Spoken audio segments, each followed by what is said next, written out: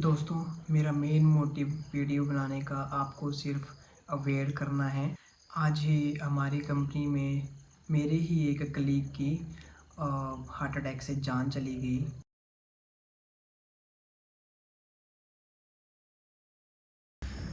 Hello दोस्तों, आज मैं आपसे अपना कॉर्पोरेट का एक्सपीरियंस शेयर करना चाहता हूँ। मुझे कॉर्पोरेट सेक्टर में 3 साल होने वाले हैं और मैं आपको बताऊँगा कि अगर आप कॉर्पोरेट सेक्टर या किसी भी सेक्टर में काम कर रहे हैं, मोस्टली नाइट शिफ्ट्स कर रहे हैं, तो जिम आपके लिए कितना ज़रूरी हो सकता है। मेरा एक्सपीरियंस भी कुछ ख़ास नहीं रहा है कॉर्पोरेट सेक्टर में। मैंने जब ज्वाइन किया तो मुझे स्टार्टिंग से ही हेल्थ इशू शुरू हो गए और मैं हॉस्पिटल गया, मैंने चेकअप करवाया। जिनको नहीं पता, मैं अभी वर्क फ्रॉम होम कर रहा हूँ, तो मुझे ऑलमोस्ट 2.5 साल वर्क फ्रॉम होम में ही होने वाले हैं। जिम लाइफ की बात करूँ तो मुझे जिम करते हुए अभी 6 से 7 महीने ही हुए हैं कंटिन्यूसली। आपको बताना चाहता हूँ कि मुझे पहले से ही जिम करना था, काफ़ी टाइम पहले से, लेकिन कुछ इश्यूज़ की वजह से मैं नहीं कर पाया।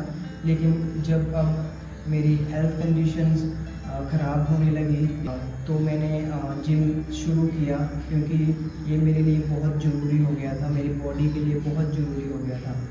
तो मैं सबसे यही रिक्वेस्ट करता हूँ, अगर किसी भी सेक्टर में आप हैं तो ज़रूर आप जिम ज्वाइन करें। दोस्तों, मेरा मेन मोटिव वीडियो बनाने का आपको सिर्फ अवेयर करना है।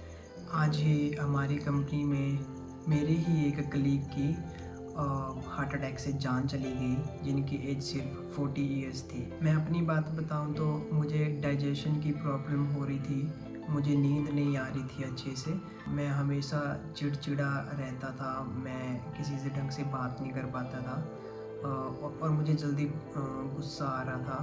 तो ऐसी चीज़ें मेरे साथ भी हुई हैं। कंटिन्यूसली 1 साल तक नाइट शिफ्ट में काम किया है, जिससे कि मेरी स्लीप साइकिल ना बिल्कुल डिस्टर्ब हो गई थी। लेकिन जब से मैंने जिम शुरू किया है तो मुझे काफ़ी हद तक अभी अच्छे से नींद आती है। दोस्तों, नाइट शिफ्ट हमें फिज़िकली और मेंटली दोनों तरह से वीक करती है। अगर आप लंबे समय तक नाइट शिफ्ट्स कर रहे हैं तो आपको बहुत से बॉडी इफेक्ट्स देखने को मिल जाएंगे। तो मैं सिर्फ कुछ मेन बॉडी इफेक्ट्स ही डिस्कस करने वाला हूँ, जैसे कि मेटाबॉलिक डिसऑर्डर हो गया। मेटाबॉलिक डिसऑर्डर्स होता है जो भी खाना आप खाते हैं, तो जो हमारी बॉडी उसको कन्वर्ट करती है, उस खाने को ऊर्जा में, लाइक आपकी एनर्जी में उसको कन्वर्ट करती है, जिनकी वजह से high blood pressure, high blood sugar diseases देखने को मिलती हैं। दूसरा है दोस्तों कार्डियोवैस्कुलर डिसीज़, तो इससे जो आपका हार्ट अटैक का रिस्क होता है उसे ये बिल्कुल इंक्रीज़ कर देती हैं। तीसरा है दोस्तों मेंटल हेल्थ। तो मेंटल हेल्थ में आपको पता है डिप्रेशन, एंग्जाइटी, मूड डिसऑर्डर, तो ये सब ना वैसे आजकल नॉर्मल हो गया है। मेरा सिर्फ यही मैसेज है, अगर आप सब भी ऐसी प्रॉब्लम्स फेस कर रहे हैं तो आप सबसे रिक्वेस्ट है, आप अपनी मेंटल और फिज़िकल हेल्थ पर ज़्यादा ध्यान दीजिए।